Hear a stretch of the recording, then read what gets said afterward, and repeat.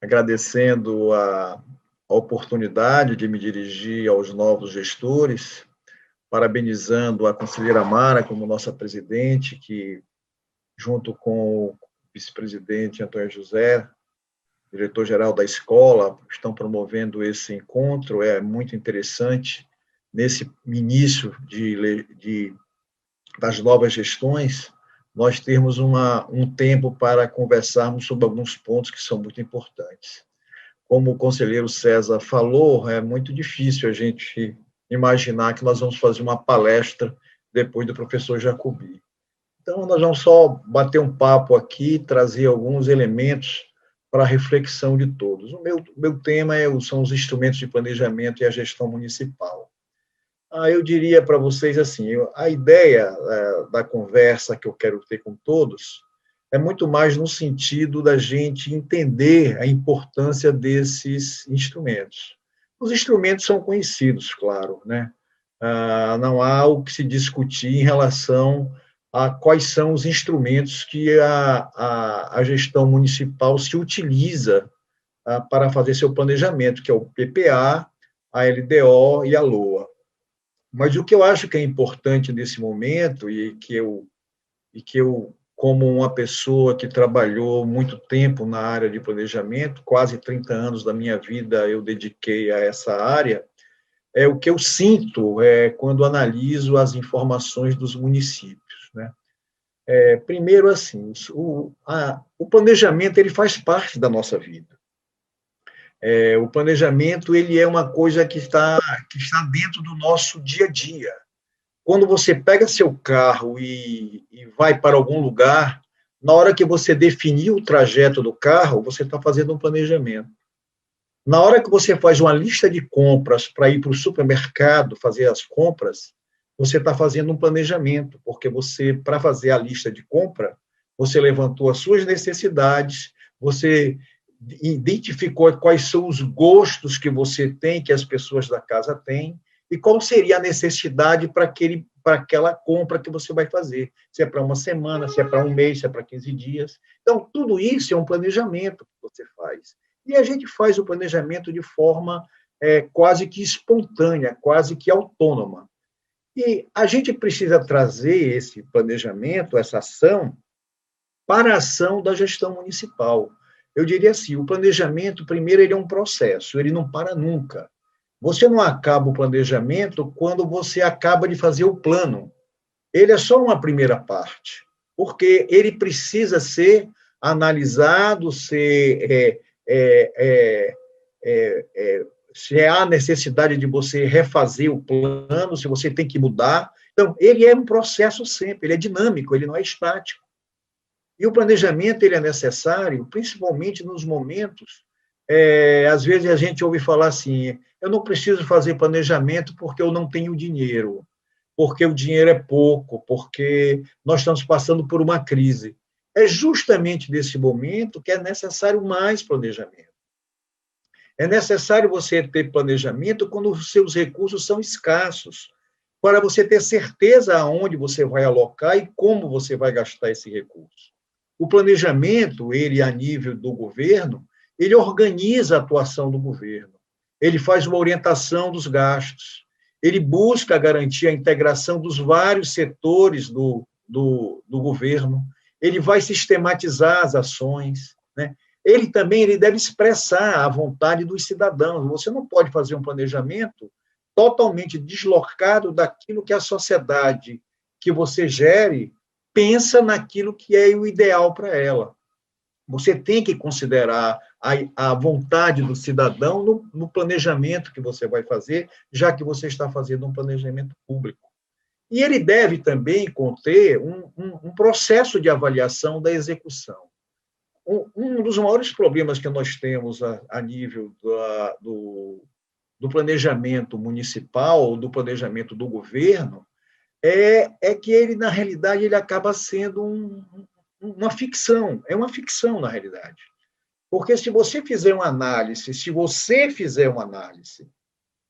daquilo que você planejou e daquilo que você executou, você vai ver que, no final de um exercício, você vai estar extremamente distante daquilo que foi executado, daquilo que estava planejado.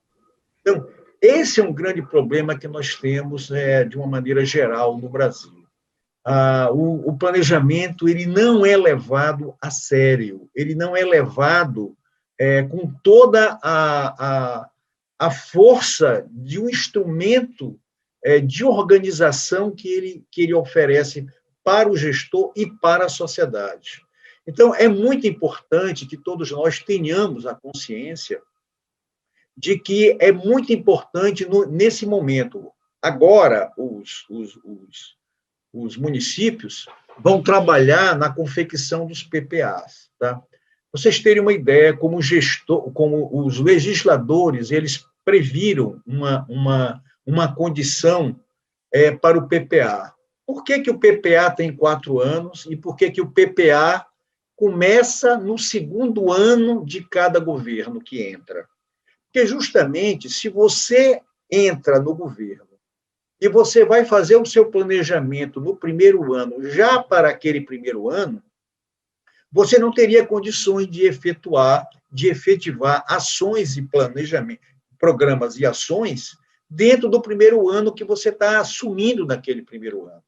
Por isso, o planejamento do PPA, ele começa lá atrás e vai no primeiro ano do seu governo. E o PPA que você vai fazer vai avançar no primeiro ano do gestor subsequente, justamente para que o município não fique à deriva sob o ponto de vista do planejamento. Aí eu pergunto, você que está assumindo agora, você sabe o que estava planejado para o seu município? Para aquele momento que você está fazendo a gestão agora? Você tem ideia do que estava no planejamento feito pelo governo anterior e que você teria que dar continuidade nesse primeiro ano, pelo menos? Porque o PPA, ele prevê justamente, como se fosse um plano estratégico para 4 anos. Então, na realidade, você tem as despesas que são continuadas, elas estão no PPA. Então, aquilo que você vai administrar no primeiro ano, ele tem uma repercussão feita no PPA, feita no exercício anterior, na gestão anterior.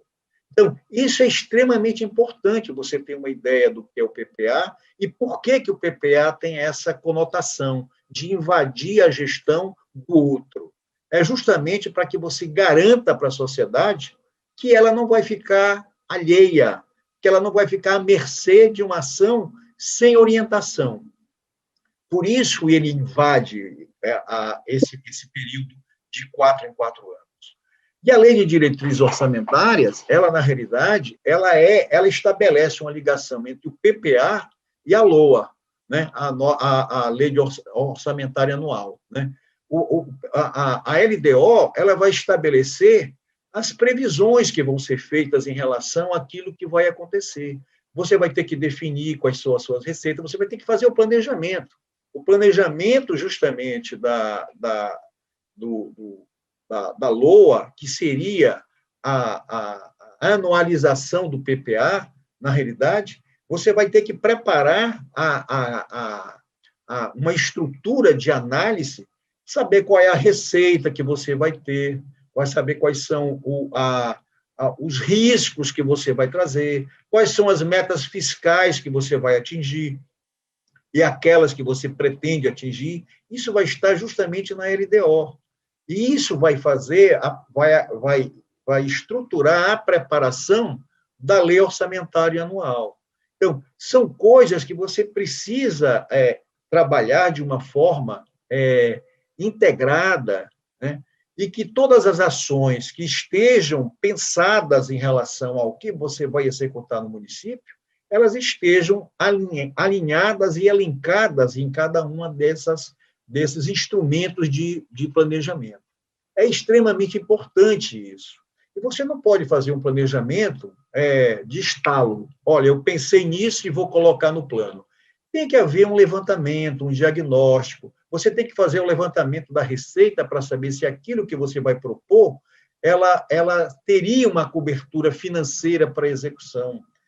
Senão, você vai chegar no final do seu mandato e a execução, e aquilo que você disse que ia fazer para os seus munícipes, você não vai conseguir executar. Por quê? Porque você não teve uma orientação correta da ação que foi planejada com a receita que estava prevista para a execução daquilo que estava planejado. Então, são coisas que elas se falam, elas estão totalmente linkadas, e que, se você falhar com qualquer uma delas, você não vai conseguir fazer uma boa execução.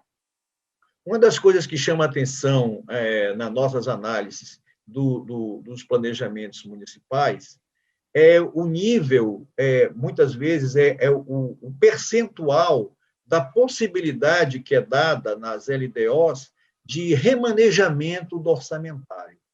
Então, às vezes, você, como prefeito, como gestor municipal, pode achar ótimo esse remanejamento, essa autorização para remanejamento ser de 60%, ser de 80%. Isso significa, na prática, que tudo que estava planejado não vai ser executado. Se você tem um nível tão grande de remanejamento dos valores que compõem o seu orçamento, significa que o que está planejado não vai ser executado. Então, esses são na realidade, essas minúcias que mostram como o nosso planejamento ele está distante daquilo que deveria ser feito. E, na realidade, eu diria assim, é muito difícil você estabelecer uma gestão correta, uma gestão qualificada, uma gestão que tenha metas a serem atingidas, se esse planejamento não for bem feito. Eu tenho uma frase que eu sempre uso, né, que diz assim: sem medição não há gestão. Então, se você não coloca metas, e se através das metas, para você atingir, você tem que ter ações, tem que ter diretrizes para que você possa atingi-la, e se você não trabalha nessa direção, provavelmente não vai fazer as alterações das realidades. Aquilo que o conselheiro César falou há pouco. O que é que adianta nós utilizarmos os 25% da educação na área de educação, se quando a gente vai fazer a medição da meta, não houve nenhuma alteração em relação ao quadro, ao cenário anterior? É necessário que a gente faça uma reflexão sobre isso.